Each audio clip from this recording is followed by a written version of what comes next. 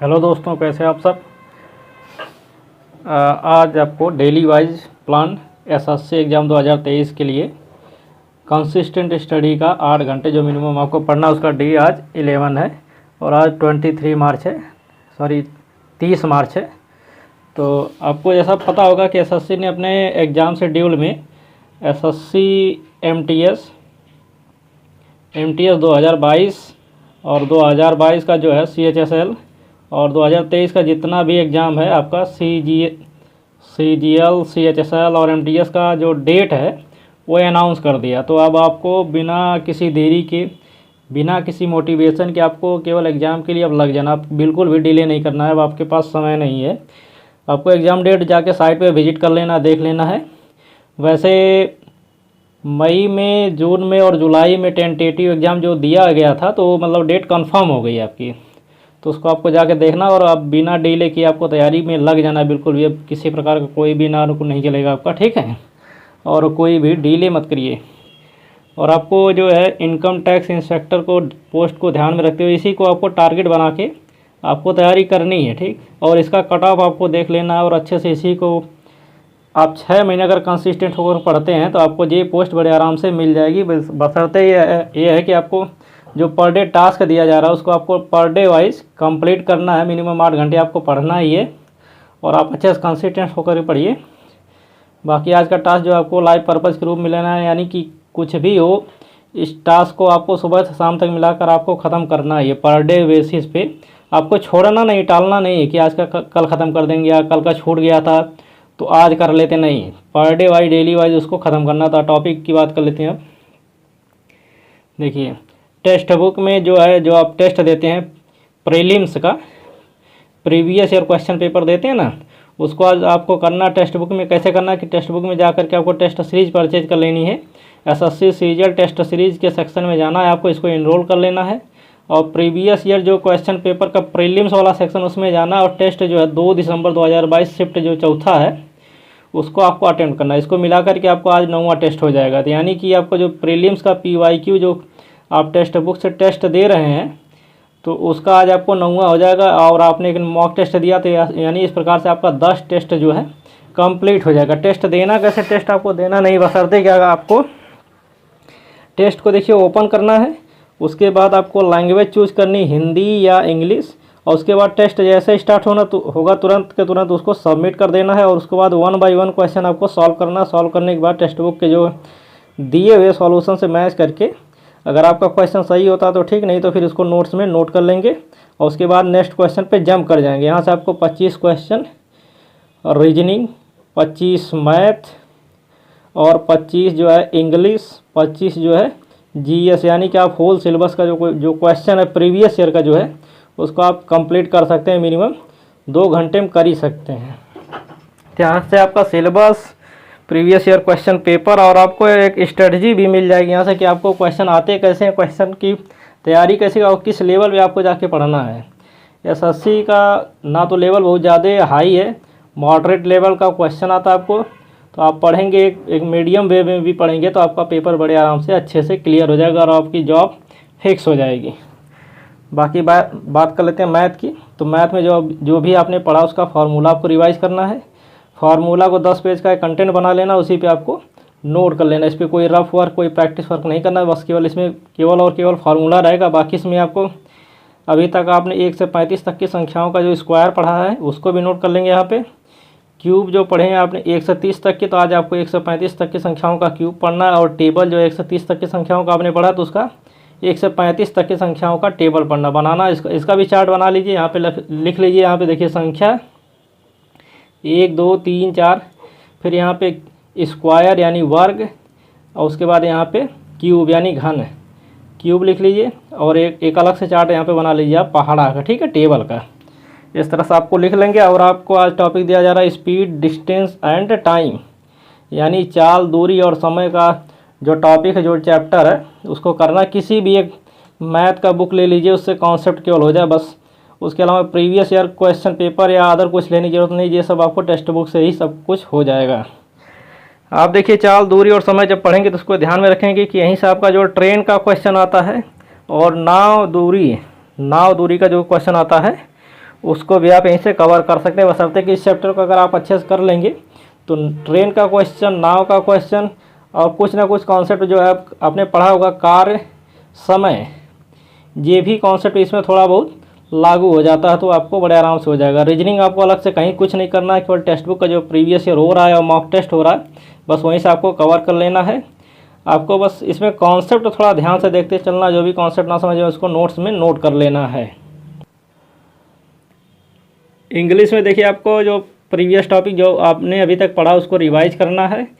वो क्या है, आपको जो द हिंदू एडिटोरियल में जाना और एडिटोरियल को एक तरफ से पढ़ना, और उसमें जो भी 15 वर्ड स्टार्टिंग के ना समझ में आए या आपको हार्ड लगे या तो देखा हुआ ना लगे, तो उसको आप यहाँ पे नोट कर लेंगे, वर्ड नोट करेंगे। उसके बाद जितने वर्ड 15 वर्ड जो कि नोट कर लेंगे आप, उसका फिर उसके बाद हिंदी में अर्थ है, उसके बाद एंटोनिम्स, सिनोनिम्स और उससे रिलेटेड एक सेंटेंस कोई भी इजी आप अपने से बनाएंगे। लेकिन ठीक है, इस वर्ड को यूज करते हुए एक सेंटेंस आप अपने से बनाएंगे तो आपको सेंटेंस बनाने का भी आइडिया आ जाएगा और आपको ये याद भी हो जाएगा।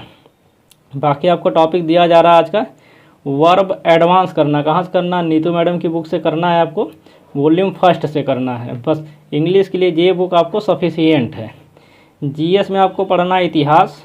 इतिहास में आपको पढ़ना क्या है कि राजा राम मोहन राय से रिलेटेड इनकी जीवनी आपको पढ़ लेनी, इनसे रिलेटेड जितने भी फैक्ट हैं उनसे आपको पढ़ लेना। यहाँ से एक दो क्वेश्चन आपको जीएस में आना अनिवार्य है, मतलब सीजीएल या एसएससी या फिर कोई भी एग्ज़ाम हो एसएससी के, एक क्वेश्चन दो क्वेश्चन आपको यहाँ से मिल ही जाएगा, डायरेक्ट क्वेश्चन मिलता है आपको। बाकी भौतिक विज्ञान में आपको दर्पण पढ़ लेना है, लेंस पढ़ लेना है। पढ़ना कहाँ से? आपको लूसेंट या किरण पब्लिकेशन या ब्लैक बुक किसी एक से पढ़ लेना, तीनों नहीं खरीदना, बस केवल एक खरीदना, उसमें से आपको पढ़ लेना। अगर आपके पास कोई भी एक पढ़ी हो तो उसी से पढ़ लीजिए, पुरानी भी हो तब भी चलेगा, क्योंकि डाटा इसमें बहुत ज़्यादा अपडेटेड नहीं होता है। करंट जो आता है, करंट आप यहाँ से अलग से कवर कर लेंगे तो ये यहीं से हो जाता है। ठीक, करंट में आपको पढ़ना, देखिए राष्ट्रीय खेल पुरस्कार, पुरस्कार पदक सम्मान, ये टॉपिक आपको कवर करना। कहाँ से करना? स्पीडी की जो करंट की बुक आती है इससे आपको पढ़ना, यहीं से आपका पूरा करंट जो है कवर हो जाएगा। इसको अलग से कुछ करने की ज़रूरत नहीं, बस यहीं से आपको कवर कर लेंगे। बाकी जितना पर डे के हिसाब से टास्क दिया जाता है आपको, अगर उतना आप कर लेंगे तो एसएससी में आपको 150 प्लस, प्रीलिम से में कहीं नहीं गया, इतना आपका आसानी से आ जाएगा। अगर आप मेंस भी 3 महीने अच्छे से कंसिस्टेंट होकर पढ़ लेंगे तो आपको जो इनकम टैक्स इंस्पेक्टर की पोस्ट या एक्साइज इंस्पेक्टर की पोस्ट, ये सब आराम से, जो अच्छी पोस्ट मानी जाती है, ये सब बड़े आराम से मिल जाएगा आपको, बशर्ते कि कंसिस्टेंट होकर के 8 घंटे आपको पढ़ना है।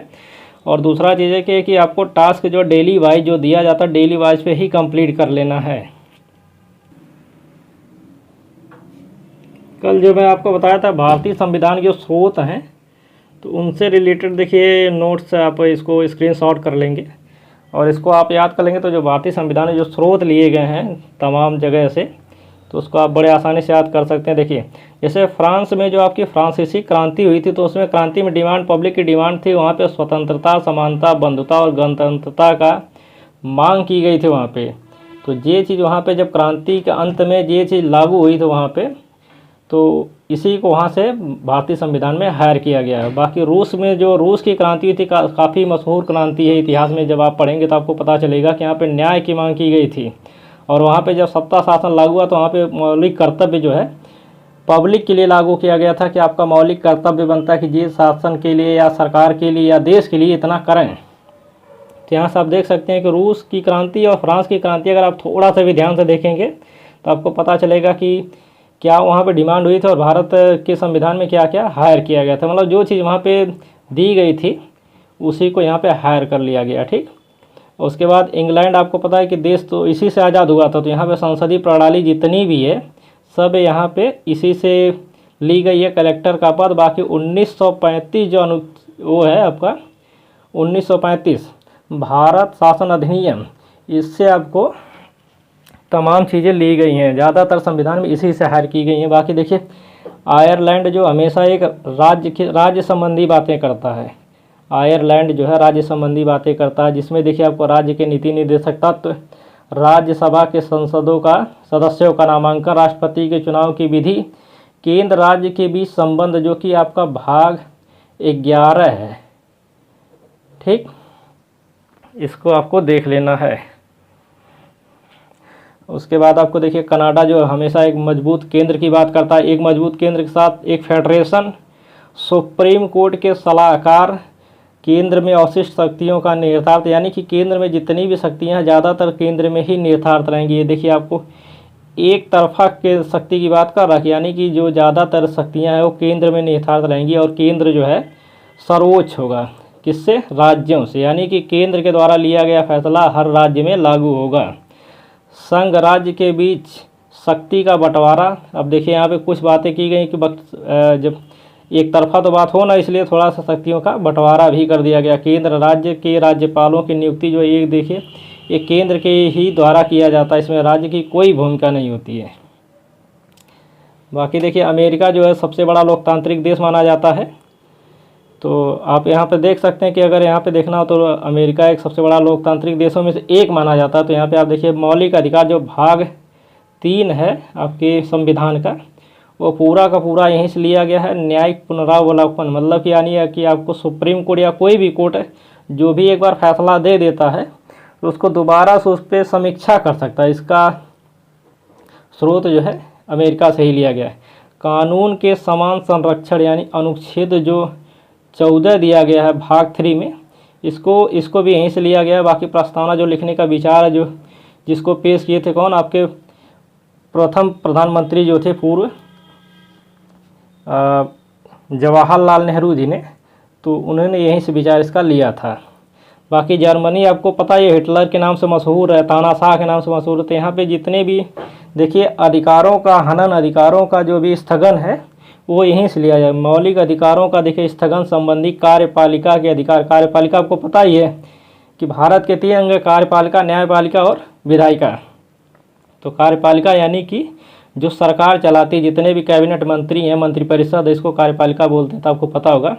आपात संबंधी उपबंध देखिए यहाँ पे है, तो ये भी जर्मनी से रिलेटेड। मौलिक अधिकारों का हनन विशेष परिस्थिति में, यानी कि बाह्य आक्रमण या आंतरिक गतिरोध के कारण जो भी हनन होता है आपका अधिकारों का, यानी स्थगन कुछ देर के लिए लगाया जाता है, वो जर्मनी से ही लिया गया। दक्षिण अफ्रीका देखिए संविधान संशोधन की प्रक्रिया भाग 20 अनुच्छेद 368। इस तरह से अगर आप थोड़ा सा इसको को रिलेट करके पढ़ेंगे कि कौन देश से क्या लिया गया और क्यों लिया गया है और किस देश में क्या परिस्थिति बनी थी जो वहाँ पे इस सब चीज़ों को लागू करने की आवश्यकता पड़ी, तो अपने देश में क्यों लाया गया, इसको थोड़ा सा को रिलेट करके पढ़ेंगे तो आपको ये चार्ट बड़े आसानी से याद हो जाएगा। रटने की ज़रूरत नहीं है आपको, ठीक ना, रटेंगे बिल्कुल नहीं, इसको बस को रिलेट करके पढ़ेंगे तो आपको याद भी हो जाएगा। और एग्जाम में आपको 2-3 बार रीडिंग मार लेंगे तो एग्जाम में जब आपका क्वेश्चन सामने आएगा ना, तो ऑप्शन देखते ही आपको इसको हिट कर देंगे। रटने की बिल्कुल ज़रूरत नहीं है।